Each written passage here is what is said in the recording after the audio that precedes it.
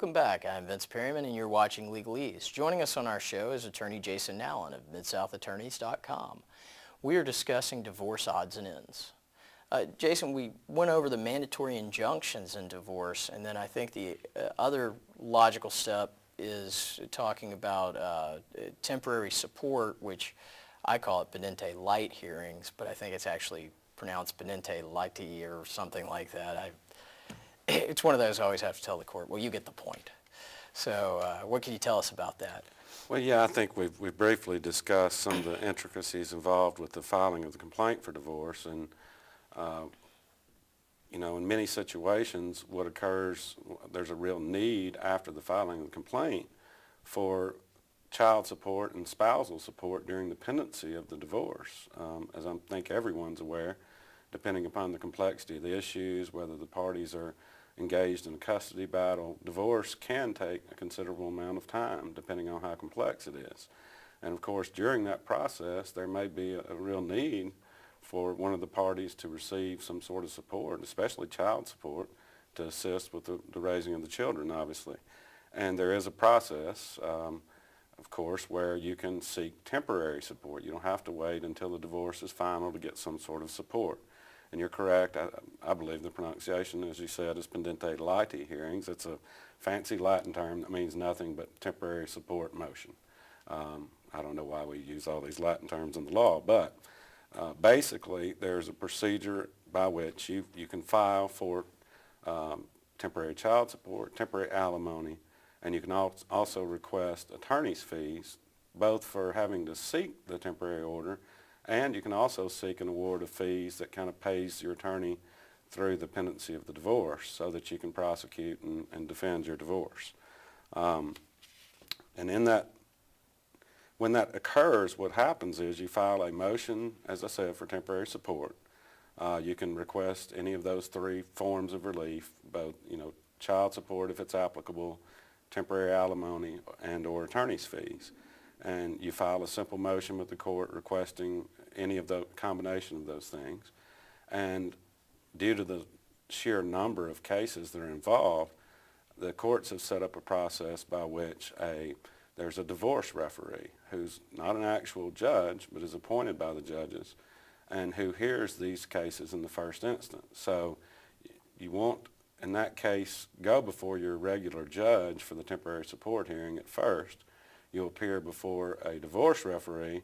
There'll be a mini trial conducted at which the divorce referee can set an amount for temporary support, whether it be alimony or child support, and or award attorney's fees. Now, one sort of corollary that ties into that process is there's also a process for seeking a temporary parenting plan. So if you have children born in the marriage, then there's a process under Tennessee Code Annotated 36-6403 whereby you file a temporary parenting plan and seek an award from the court of temporary custody under or temporary parenting plan setting forth the parenting schedule of the parties. And basically, Tennessee Code Annotated 36-6403 provides that a temporary parenting plan shall be incorporated into a temporary order of the court in actions for absolute divorce, legal separation, annulment, or separate maintenance involving a minor child. It has to comply with the provisions for a permanent parenting plan that are applicable for the time frame, and it includes a residential schedule as described in another statute, which basically sets out the day-to-day schedule that the parties and the children will follow.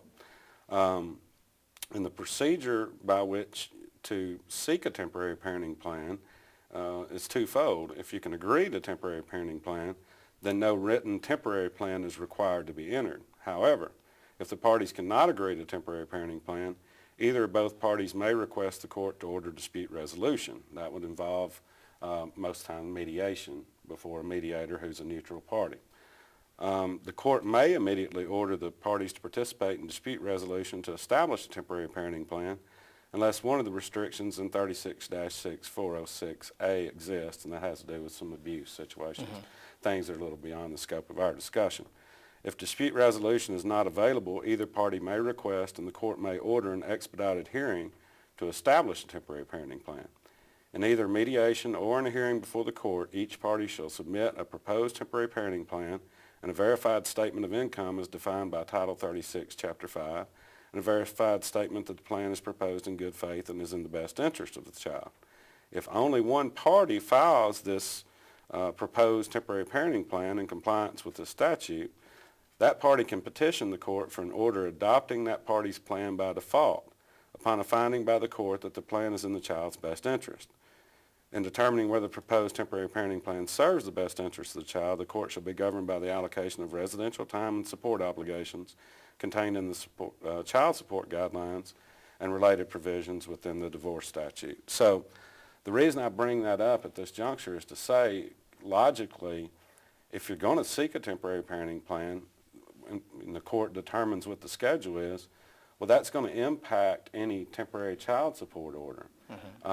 If you don't seek a temporary parenting plan, then at the divorce referee hearing and any subsequent appeal that you might file before the judge, then your child support is basically based on a loose estimate as to parenting time, because the court hasn't engaged in a full hearing to determine what it should be, and basically the court or the divorce referee will set child support based on a very loose estimate as to parenting time. So if it's a situation where a party wants to have a set temporary parenting plan in place, I would submit that it's good to do that and seek that immediately and sort of postpone the temporary support hearing until you can get a temporary plan in place, or maybe have it all heard together, which occurs sometimes.